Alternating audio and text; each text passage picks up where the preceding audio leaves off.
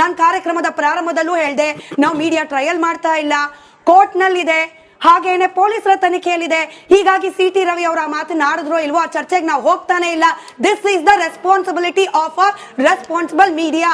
ಚಂದ್ರಶೇಖರ್ ಅವರೇ, ನೀವು ಸಭಾಪತಿಗಳ ಬಗ್ಗೆ ಮಾತನಾಡಿದ್ರಿ. ಸಭಾಪತಿಗಳ ಬೈಟ್ ನಾನು ಪ್ಲೇ ಮಾಡಿಸ್ತೀನಿ, PCR ರಿಕ್ವೆಸ್ಟ್ ಮಾಡ್ಕೊಳ್ತೀನಿ. ಅವ್ರು ಹೇಳ್ತಾರೆ, ನೋಡಿ ನಾನು ಇಬ್ಬರನ್ನು ಕೂಡ ಕರೆಸ್ಕೊಂಡು ಮಾತನಾಡಿದೆ, ನಮ್ಮ ಹತ್ರ ಸಾಕ್ಷಿ ಇಲ್ಲ ಅಂತ ಹೇಳಿದೆ, ಇಲ್ಲಿಗೆ ಇದನ್ನು ಬಿಟ್ಟುಬಿಡಿ, ಸೌಹಾರ್ದಯುತವಾಗಿ ಪರಿಷತ್ ಕಲಾಪವನ್ನ ಮುಗಿಸೋಣ ಅಂತ ರಿಕ್ವೆಸ್ಟ್ ಮಾಡಿದೆ. ಆದ್ರೆ ಲಕ್ಷ್ಮೀ ಹೆಬ್ಬಾಳ್ಕರ್ ಅವರಿಗೆ ಸಮಾಧಾನ ಇರಲಿಲ್ಲ. ಪೊಲೀಸ್ ಕಂಪ್ಲೇಂಟ್ ಕೊಡ್ತೀವಿ ಅಂತ ಹೇಳಿದ್ರು, ಹಾಗಾಗಿ ಪೊಲೀಸ್ ಕಂಪ್ಲೇಂಟ್ ಅನ್ನ ಅವ್ರು ಕೊಟ್ಟಿದ್ದಾರೆ. ಕೇಳಿಸ್ಕೊಂಬಿಡಿ ಪೂರ್ತಿ, ಹೊರಟ್ಟಿ ಅವ್ರ ಬೈಟ್ ಅನ್ನು ಕೇಳಿಸ್ಕೊಂಬಿಡಿ, ಕೇಳಿಸ್ಕೊಳ್ಳಿ, ಬೈಟ್ ಪ್ಲೇ ಮಾಡಿ.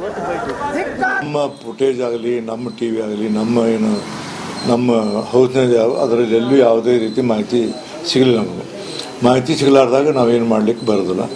ಆದರೆ ಲಕ್ಷ್ಮೀ ಹೆಬ್ಬಾಳ್ಕರ್ ಪರವಾಗಿ ಉಮಾಶ್ರೀ ಅವರು, ಎಂ ನಾಗರಾಜ್ ಅವರು, ಆಮೇಲೆ ಬಲ್ಕಿಸ್ ಬಾಣು ಅವರು, ಯತೀಂದ್ರ ಅವರು 4 ಮಂದಿ ನಮ್ಮ ಎದುರಿಗೆ ಮಾತಾಡ್ಯಾರ ಅಂತ ತಿಳ್ಕೊಂಡು ಅವರು ಒಂದು ಸಾಕ್ಷಿ ಕೊಟ್ಟರು. ಅದರಂತೆ ಇವರು BJP ಅವರು ಇವ್ರು ಯಾರೂ ಮಾತಾಡಿಲ್ಲ, ಏನೂ ಇಲ್ಲ ಅಂತ ಅವರೊಂದು ಕಂಪ್ಲೇಂಟ್ ಕೊಟ್ಟರು. ಎರಡು ಕಂಪ್ಲೇಂಟ್ಗಳನ್ನು ಕೊಟ್ಕೊಂಡು ಅವ್ರನ್ನ ಕರೆದು ಇಬ್ಬರನ್ನು ಮಾತಾಡಿ ಇಲ್ಲಿಗೆ ಮುಗಿಸೋಣ, ಇದನ್ನು ಸಮಾಧಾನ ರೀತಿಯಿಂದ ಎಲ್ಲ ಇಲ್ಲೇ ಅಡ್ಜಸ್ಟ್ ಮಾಡಿರಿ ನೀವು ಅಂದೆ. ಅವರು ಒಪ್ಪಲಿಲ್ಲ. ನಾವು ಕೊಟ್ಟಂಥ ಕಂಪ್ಲೇಂಟಿಗೆ ನಾವು ಬದ್ಧರಾಗಿವಿ, ಅದಕ್ಕೆ ನಾವು ಹಿಂದೆ ತಗೊಳ್ಳೋದು ಅಂತ ಹೇಳಿದ್ರು. ನಮ್ಮ ಫುಟೇಜ್ ಆಗಲಿ, ನಮ್ಮ ಟಿವಿ ಆಗಲಿ. ನೋಡಿ ಚಂದ್ರಶೇಖರ್ ಅವರೇ, ಪ್ರಶ್ನೆ ಕೇಳಿಸ್ಕೊಂಡ್ಬಿಡ್ರಿ ಸರ್. ತಾಳ್ಮೆ. ಲಕ್ಷ್ಮೀ ಹೆಬ್ಬಾಳ್ಕರ್ ಅವರಿಗೆ ತಮ್ಮ ಘನತೆಗೆ, ತಮ್ಮ ಮರ್ಯಾದೆಗೆ ಧಕ್ಕೆ ಆಗಿದೆ ಅನ್ಸಿದೆ. ಸಭಾಪತಿಯವರ ಹತ್ರ ಉತ್ತರ ಸಿಕ್ಕಿಲ್ಲ. ಅದಕ್ಕೆ ಪೊಲೀಸ್ ಸ್ಟೇಷನ್ಗೆ ಹೋಗಿದ್ದಾರೆ, ಕಂಪ್ಲೇಂಟ್ ಅನ್ನ ಕೊಟ್ಟಿದ್ದಾರೆ. ಪೊಲೀಸರು ಬಂದು ಅರೆಸ್ಟ್ ಮಾಡಿದ್ದಾರೆ. ಅರೆಸ್ಟ್ ಮಾಡಿದ ಪ್ರಕ್ರಿಯೆ ಬಗ್ಗೆ ಅನುಮಾನಗಳಿದೆ. ಅದರ ಆಧಾರದ ಮೇಲೆ ಅವ್ರು ರಿಲೀಸ್ ಕೂಡ ಆಗಿದೆ. ಹಾಗಂದ ಮಾತ್ರಕ್ಕೆ ಸಿ.ಟಿ. ರವಿ ಅವರು ಹಿಂಗ್ ಹೇಳೇ ಇಲ್ಲ ಅಂತ ಹೇಳಿ ತೀರ್ಪು ಬಂದಿಲ್ಲ, ಇನ್ನೂ ಬಂದಿಲ್ಲ. ಸಿ.ಟಿ. ರವಿ ಅವರ ಮೇಲಿರೋ ಆರೋಪವಾಗಿ ಉಳಿದಿದೆ. ಲಕ್ಷ್ಮೀ ಹೆಬ್ಬಾಳ್ಕರ್ ಅವರು ಆಗ್ರಹಿಸಿರುವ ನ್ಯಾಯ ಕೂಡ ಪೆಂಡಿಂಗ್ ಇದೆ. ಅದೇನೆ ನಾನು ಅದನ್ನ ಹೇಳ್ತಾರೆ. ಸ್ಪೀಕರ್ ಅವರು ಹೇಳಿದ್ದಾರೆ ಯಾವುದೇ ಆಡಿಯೋ ವಿಡಿಯೋಗಳು ನಮ್ಮ ಹತ್ರ ಲಭ್ಯ ಇಲ್ಲ ಅಂತ ಹೇಳಿ. ಅವ್ರು ಒಳಗಡೆ ಇರ್ತಕ್ಕಂಥ ಚೇರ್ಮನ್ ಅವ್ರ ಕೈಲೇನೆ ಯಾವ್ದು ಇರಲಿಲ್ಲ. ಮೊದಲನೇದು. ಎರಡನೇದು, ನಾನು ಆಗ್ಲೇ ಪ್ರೊಸೀಜರ್ ಮಾತಾಡ್ತಿದ್ದೆ. ಅಕಸ್ಮಾತ್ ಪೊಲೀಸ್ ಅವರಿಗೆ ಕಂಪ್ಲೇಂಟ್ ಸರಿ ಇತ್ತು ಅಂತ ಹೇಳಿದ್ರೆ ಒಳಗಡೆಗೆ ಮಹಜರಿಗೆ ಯಾಕೆ ಬಿಡ್ಲಿಲ್ಲ ಸ್ಪೀಕರ್ ಅವರು? ಯಾಕೆ ಒಳಗಡೆಗೆ ಮಹಜರ್ ಬಿಡ್ಲಿಲ್ಲ ಅಂತ ಹೇಳಿದ್ರೆ ಆಚೆ ಕಡೆಗೆಲ್ಲ ಮಹಜರ್ ಮಾಡೋದು, ಒಳಗಡೆಗೆ ಯಾಕೆ ಬಿಡ್ಲಿಲ್ಲ ಅಂತ ಹೇಳಿದ್ರೆ ಈ ಘಟನೆ ನಡೆದಿರ್ತಕ್ಕಂಥದ್ದು ಒಳಗಡೆ, ಸದನದ ಒಳಗಡೆ ಘಟನೆ ನಡೆದಿರ್ತಕ್ಕಂಥದ್ದು. ಹಾಗಾಗಿ ಸದನದ ಒಳಗಡೆ ನಡೆದಿದ್ದಕ್ಕೆ ಅವ್ರಿಗೆ ಪೊಲೀಸರಿಗೆ ಯಾವುದೇ ಹಕ್ಕಿಲ್ಲ. ಮಹೇಶ್ ಜಿ, ಕಲಾಪ ಅದರಲ್ಲೂ ಬೆಳಗಾವಿಯಲ್ಲಿ ನಡೀತಾ ಇದ್ದ ಈ ಸೆಷನ್ ಇಂಥದ್ದೊಂದು ಘಟನೆ, ಆರೋಪ ಪ್ರತ್ಯಾರೋಪ, ಅದಾದ ನಂತರದಲ್ಲಿ ಒಳಗ ನುಗ್ಗಿದ್ದು, ಗೇಟಿಗೆ ಒದ್ದಿದ್ದು, ಇಂಥದ್ದೊಂದು ಘಟನೆಯನ್ನ ವಿಟ್ನೆಸ್ ಮಾಡಬೇಕಿತ್ತ ಅಂತ ಹೇಳಿ.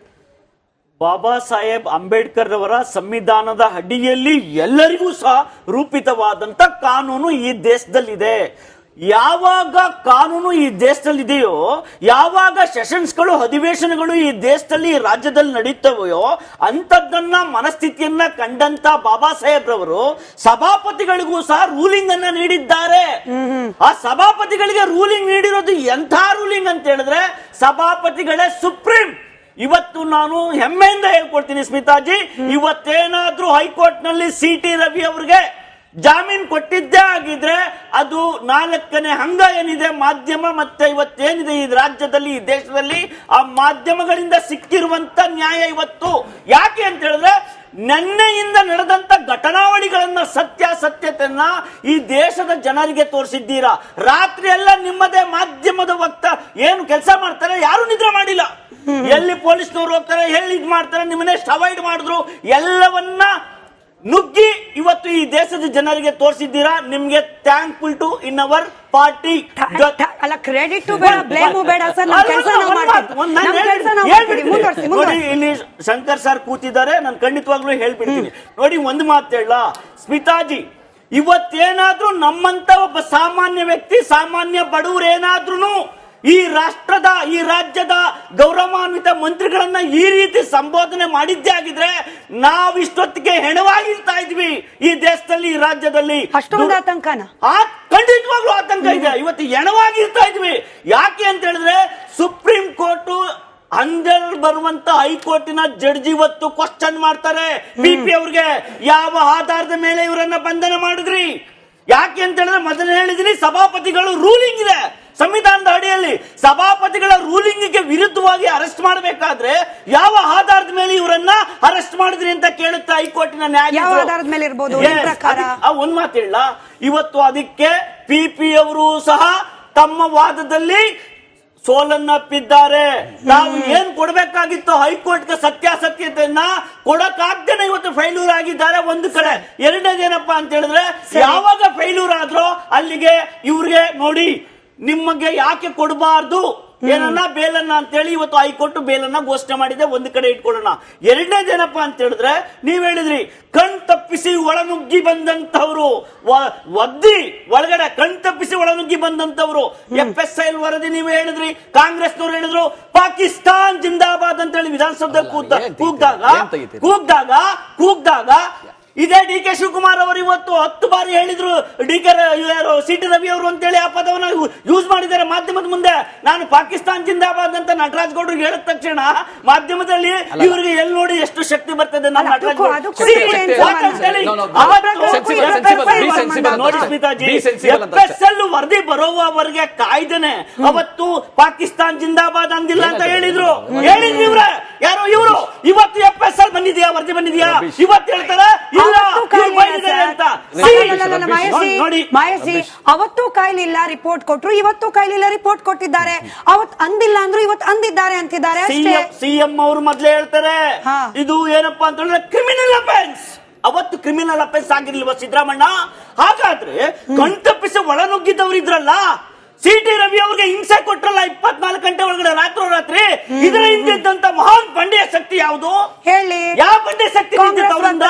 ಅದಕ್ಕೋಸ್ಕರ ನೋಡಿ, ಸರ್ಕಾರದ ಷಡ್ಯಂತ್ರಕ್ಕೆ ಇವತ್ತು ಹೈಕೋರ್ಟ್ ಕಪಾಳಕ್ಕೆ ಹೇಗೆ ಹೊಡೆದಿದೆ ಅಂತ ಹೇಳಿದ್ರೆ, ನೀವು ಸಮಾಧಾನವಾಗಿರಿ ಸರ್, ನೋಡಿ ಹೈಕೋರ್ಟ್ ಕಾಂಗ್ರೆಸ್ ಪಕ್ಷದ ಗೌರ್ಮೆಂಟ್ ಹೈಕೋರ್ಟ್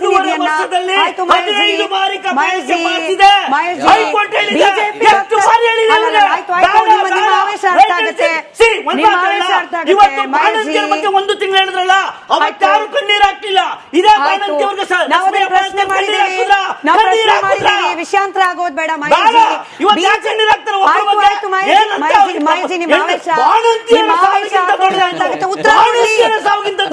ಕೊಡ್ಲಿ, ಅವರು ಉತ್ತರ ಕೊಡ್ಲಿ.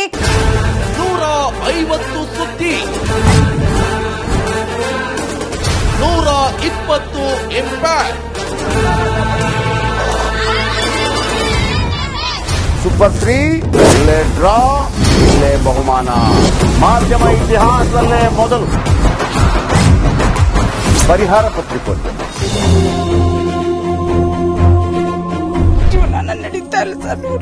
ಗುರುಲಕ್ಷ್ಮಿನಿಲ್ಲ, ಪಿಂಚಣಿನಿಲ್ಲ, ಇದನ್ನೇ ಮಾಡಕ್ಕಾಗಿಲ್ಲ ಅಂತಂದ್ರೆ ಇನ್ನೇನ್ ಮಾಡ್ತೀರಿ? ಬೇರೆ ಏನ್ ಕಳಿಸಿ ಆ ಸಮಸ್ಯೆಯನ್ನು ಪರಿಹರಿಸಿಕೊಡಬಹುದು. ಒಬ್ಬ ಅಜ್ಜಿ, ಅವರು ವಿಕಲಚೇತನರು, ಯಾರ ಹತ್ರ ಹೇಳೋದು? ನಿಮ್ ಪ್ರಾಬ್ಲಮ್ ಏನಪ್ಪಾ ಅಂತ ಕೇಳೋದಕ್ಕೆ ಯಾರು ಇಲ್ವಲ್ಲ. ಆಗ ನಾವಿರ್ತೀವಿ, ನಾವಿರೋದೇ ನಿಮ್ಗಾಗಿ.